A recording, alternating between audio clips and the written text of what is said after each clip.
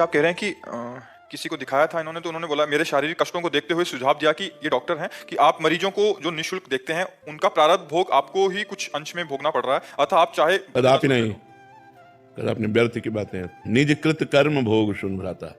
तुम्हारे पाप कर्म तुमको दंड दे रहे हैं, दूसरे के पाप कर्म थोड़ी दंड दे रहे हैं।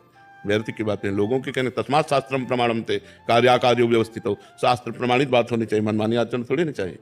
इसलिए व्यर्थ की बात, इस बात पर ध्यान मत दो जी। खुशबू कटारिया जी, महाराज जी, मन बहुत परेशान क्यों रहता है? देखो, तब लग कुशल न जीव कहूँ सपने हूँ मन विश्राम, जब लग भजत न राम कहूँ शोक धाम तज काम। पाप आचरण अशांति पैदा करते हैं।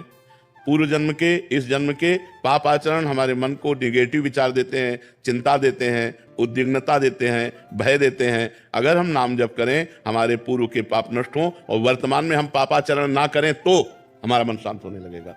नाम जप करते हुए भी यदि वर्तमान में पापाचरण करोगे तो मन शांत नहीं होगा। पाप का फल है अशांति, दुख, चिंता, शोक, भय। ये कान खोलकर सुन लो। जितना ये निगेटिव विचार, जितना ये ओवर थिंकिंग, जितना ये डिप्रेशन, ये सब पाप आचरण का फल है। मनमानी आचरण करो, मनमानी खान पान करोगे तो तुम्हारा निगेटिव विचार, इतना निगेटिव विचार कि तुम्हें सुसाइड करने के लिए तैयार कर देगा। तुम्हारे ही कर्म तुमको तुम्हारे हाथ से मरवा डालेंगे। आप सोचो, मरने से कितना भय लगता है, लेकिन निगेटिव विचार इतना बढ़ा, पाप इतना बढ़ा कि हम अपने हाथ से अपने आप को शूट कर लिए।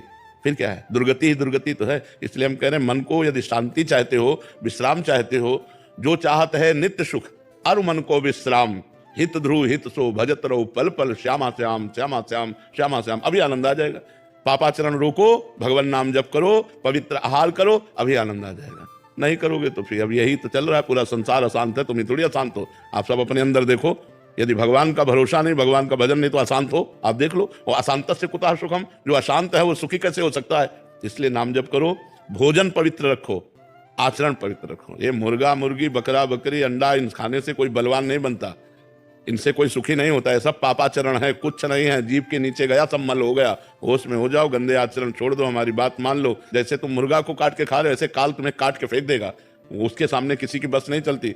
होश में अगर तुम जीवों को जलाओगे, काटोगे, मारोगे, खाओगे, व्यभिचार करोगे, गंदे आचरण करोगे, अशांत रहोगे, दुखी रहोगे, और बाद में तुम्हारा विनाश होगा, नाश होगा बहुत बुरी तरह। इसलिए हमारी प्रार्थना मान लो कि अच्छे आचरण करो, किसी जीव को दुख मत दो, और गंदे भोजन से बचो। गंदा भोजन बुद्धि को भ्रष्ट करता है। तो हमको भोजन पवित्र, आचरण पवित्र, तब शांत मन होता है। ऐसे थोड़ी शांत हो जाता है। मन अशांत तभी है, कोई पापाचरण हो रहा है और भगवान नाम जप नहीं हो रहा, इसलिए है। मन अशांत हो जाएगा यदि तुम्हारे द्वारा पाप होगा, यही दंड है।